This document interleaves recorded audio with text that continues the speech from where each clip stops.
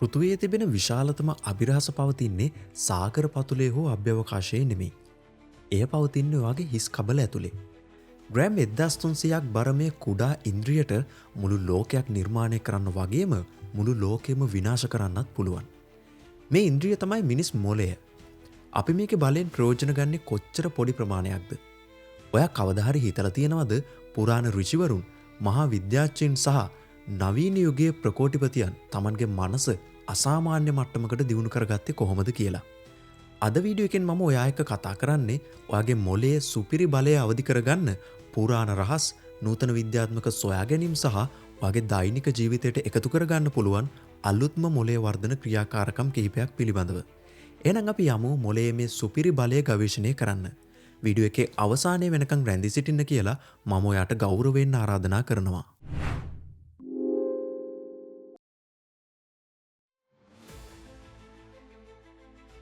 බොහෝ දෙනෙක් හිතනවා අපේ බුද්ධි මට්ටම හෝ හැකියාවන් උපතින්ම තීරණය වී ඇති දෙයක් කියලා. නමුත් නවීන ස්නායු විද්‍යාඥයින් පවසනවා මිනිස් මොළය හරියට මැටි ගුලියක් වගේ කියලා. එයාලා මේක හඳුන්වන්නේ නියුරෝප්ලාස්ටිසිටි යන නමින්. ඔයා අලුත් දෙයක් ඉගෙන ගන්න හැම මොහොතකම ඔයාගේ මොළය ඇතුලේ අලුත් ස්නායු මාර්ග නිර්මාණය වෙනවා.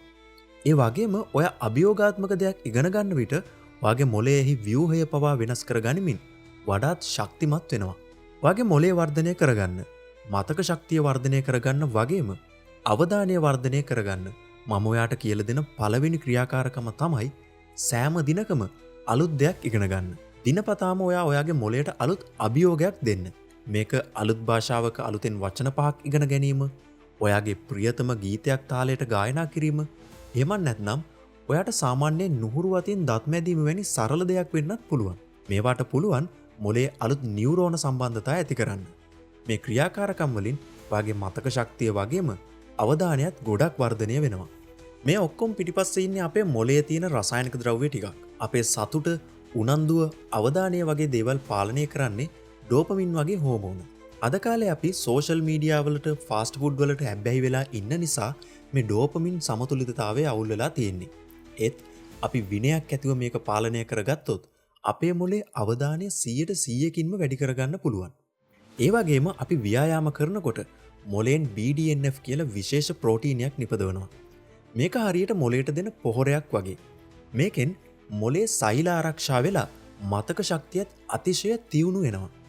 මේකට නියම ක්‍රමයක් තමයි ඩෝපමින් ඩීටොක්ස් කියන්නේ. සතියකට එක දවසක් හරි, අඩුම තරමේ දවසින් භාගයක් හරි ඔයාගේ ෆෝන් එක, සෝෂල් මීඩියා, ෆාස්ට් ෆුඩ් වගේ ඔයාගේ ක්ෂණික සතුටට හේතු වෙන හැම දෙයකින්ම ඈත් වෙලා ඉන්න. ඒ වෙලාවට ඔයාට පුළුවන් පොතක් කියවන්න, ඔයාගේ ගෙවත්තේ ඇවිදින්න, නැත්නම් ඔයා කැමති නිර්මාණශීලී වැඩක් කරන්න. මේකෙන් ඔයාගේ මොළය නැවතත් රීසෙට් වෙනවා. ඒකෙන් ඔයාට අලුත් තැනකින් ජීවිතය පටන් ගන්නත් පුළුවන් වෙනවා. නවීන විද්‍යාව අද මේ ගැන කතා කරත් අවුරුදු දහස් ගණනකට කලින් හිටපු අපේ පැරණි ශිෂ්ටාචාර මේ මනස දියුණු කරන රහස් හොඳටම දැනගෙන හිටියා. මේකට හොඳම උදාහරණයක් තමයි අපේ මොළයේ මැද තියෙන පයිනියල් ග්‍රන්ථිය. මේක පුරාණයේ හැඳින්වුවේ තෙවනි ඇස යන නමින්. ඊජිප්තු සංකේතවල වගේම අපේ බුදු පිළිමවල නළලත තියෙන තිලකය වගේ දේවල් වලිනුත් මේක සංකේතවත් වෙනවා. ඉතින් මේ ග්‍රන්ථියෙන් අපේ රාත්‍රී නිින්ද, අවබෝධය වගේ දේවල් පාලනය කරන හෝමෝන නිපදවනවා. සමහර නූතන විද්‍යාඥයින් කියන්නේ ෆ්ලෝරයිඩ් වගේ අහිතකර දේවල් වලින් ඈත් වෙලා නිවැරදි භාවනා ක්‍රම කරද්දී මේ පයිනියල් ග්‍රන්ථිය සක්‍රිය වෙලා අපිට සාමාන්‍ය පියවියසට නොපෙනෙන ගැඹුරු අවබෝධයන් ලැබෙනවා කියලා. ඉතින් මේ තෙවනි ඇස ලෙස හඳුන්වන පයිනියල් ග්‍රන්ථිය ගැන ඔයාට තවත් දැනගන්න අවශ්‍ය නම් පහලින් කමෙන්ට් එකක් දාන්න. එහෙමනොත් මම ඒ ගැන වෙනම වීඩියෝ එකක් අරගෙන එන්නම්. පයිනියල් ග්‍රන්ථියේ තියෙන හැකියාවන් වර්ධනය කරගන්න ඔයාට පුළුවන් උදෑසනට අවම වශයෙන් විනාඩි 10ක්වත් ඉර එළියට නිරාවරණය වෙන්න. මේක හැමදාම කරන්න ඕන දෙයක්.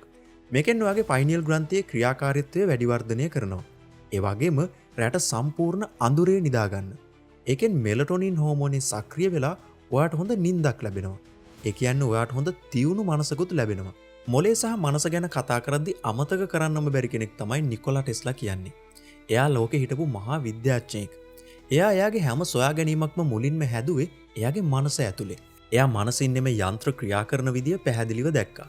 ඊට පස්සේ තමයි එයාගේ මනස තියෙන බ්ලූප්‍රින්ට් එකට අනුව හැම යන්ත්‍රයක්ම නිර්මාණය කළේ. මේක හුදෙක් සිතවිල්ලක් විතරක් නෙවෙයි. මේකට තමයි අපි සිංහල භාෂාවෙන් රූප කල්පන හැකියාව කියලා කියන්නේ. අපේ මොලේට ඇත්ත ලෝකයයි අපි හිතින් මවා ගන්න ලෝකයයි අතර වෙනස කියන්න අමාරුයි. ඔයාට යම්කිසි ඉලක්කයක් තියෙනවා නම් ඒක දිනාගත්ත වගේ හැමදාම හිතින් මවා ගන්න. එතකොට මොලේ තියෙන රැටිකියුලර් ඇක්ටිවේටින් සිස්ටම් කියන කොටස සක්‍රිය වෙලා ඔයාගේ ඉලක්කයට අවශ්‍ය අවස්ථාවන් ලෝකෙන් හොයාගන්න ඔයාට උදව් කරනවා. ලෝක ප්‍රසිද්ධ ක්‍රීඩකයෝ පවා තරගයකට යන්න කලින් Taman තරගෙන් ජයග්‍රහණය කරන විදිය හිතින් මවා ගන්නවා. මේ ක්‍රමය පුරුදු පුහුණු කරන්න ඔයාට කරන්න තියෙන හරිම සුළු දෙයක්. ඔයාට පුළුවන් උදේට එමන් නැත්නම් රැට නිින්දට යන්න කලින් විනාඩි 5ක් වෙලාව අරගෙන ඔයාගේ ප්‍රධාන ඉලක්ක 3ක් ගැන හිතන්න. ඒවා දැනටමත් ඉටු වෙලා කියලා හිතින් මවා ගන්න. ඒ ජයග්‍රහණයන් වලදී දැනෙන සතුට හැඟීම් පවා දැනෙන්නට ඉඩ අරින්න. මේකෙන් ඔයාගේ යටිසිතට ප්‍රබල පණිවිඩයක් යනවා.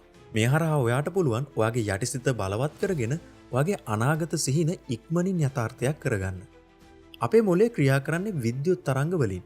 අපි සාමාන්‍යයෙන් කලබල වෙලා ඉන්න වෙලාවට අපේ මොලෙන් බීටා තරංග පිට කරනවා. ඒත් මේ භාවනා කරන වෙලාවට අපේ මනස ඇල්ෆා නැත්නම් තීටා කියන මට්ටම් වලට යනවා. මෙන්න මේ නිශ්චල මට්ටම් වලදී තමයි අපිට අසාමාන්‍ය අදහස් වගේ ගැඹුරු අවබෝධයන් ලැබෙන්නේ. අද කාලේ වන විට අලුත්ම තාක්ෂණය භාවිතා කරලා හදලා තියෙන බයිනෝරල් බීට්ස් වගේ ශබ්ද තරංග වලිනුත් අපිට මේක කෘත්‍රිමව සිද්ධ කරන්න පුළුවන්. අපේ පැරණි පන්සල්වල භික්ෂූන් වහන්සේලා වගේ අයත් මේ වගේ භාවනා ක්‍රමවලින් ස්වභාවිකවම මේ තරංග මට්ටම් වලට ළඟා වෙලා තියෙනවා. ඔයාටත් පුළුවන් දැන් මම මේ කියන ක්‍රමය භාවිතා කරලා ඔයාගේ මොළයත් හිතකර තරංග රටාවන්ට ටියුන් කරගන්න. ඔයාට පුළුවන් හැමදාම විනාඩි 10ක් ඇල්ෆා හෝ තීටා වැනි බයිනෝරල් බීට්ස් වලට සවන් දෙන්න.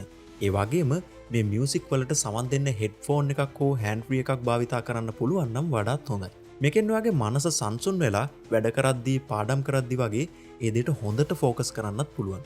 ඉතින් ඔයාට මේ දේවල් හොයාගන්න අමාරුයි කියලා හිතිච්ච නිසා මම පහළ ඩිස්ක්‍රිප්ෂන් එකේ මේවා YouTube වීඩියෝස් වල ලින්ක්ස් කීපයක් දාලා තියෙනවා.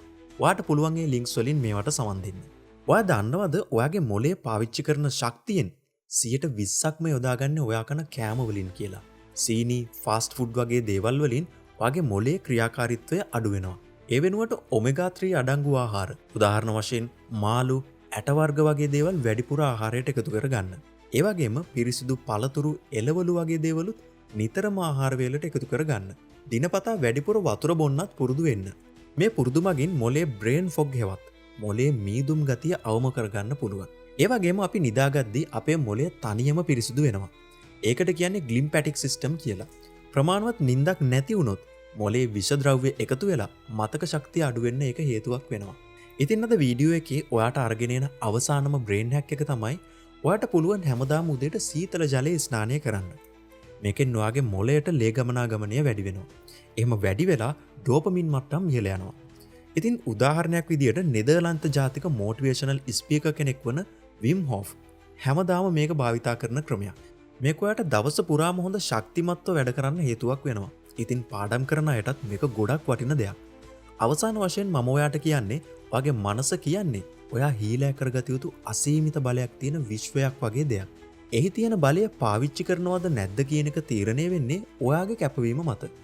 ඉතින් අපේ රටේ යෝගීන් භික්ෂූන් වහන්සේලා පවා අවුරුදු දහස් ගණනක් තිස්සේ මනස දියුණු කරන්න මේ වගේ රහස් ක්‍රම භාවිතා කරලා තියෙනවා. ඔයා අදම මේ ක්‍රියාකාරකම් ටික පටන් ගන්න. හැමදාම එක අලුත් දෙයක් ඉගෙන ගන්න. විනාඩි 10ක් විතර නිශ්චලව ඉන්න උත්සාහ කරන්න. එතකොට ඔයාටම පෙනේවි ඔයාගේ ජීවිතය වෙනස් වෙන විදිය. මේ තොරතුරු අතරින් ඔයාව වැඩිපුරම පුදුම කළේ මොකක්ද? ඒ වගේම ඔයාගේ මනස දියුණු කරන්න ඔයා මොන වගේ උපක්‍රමද පාවිච්චි කරන්නේ? ඒකත් පහලින් කමෙන්ට් කරන්න. මොකද කමෙන්ට්ස් බලන අයට ඒ දේවලුත් වැදගත් වෙන්න පුළුවන්. ඉතින් මේ වගේම තවත් තොරතුරු දැනගන්න සිලොන් ජීනියස් අපේ YouTube නාලිකාව subscribe කරලා අපේ පවුලත් එක්ක එකතු වෙන්න. ඉතින් තවත් මේ වගේම වටිනා වීඩියෝකින් ආයෙත් දවසක මුණ ගැහෙමු. එතකම් ඔයාට සුවදායි දිවියක් ප්‍රාර්ථනා කරනවා.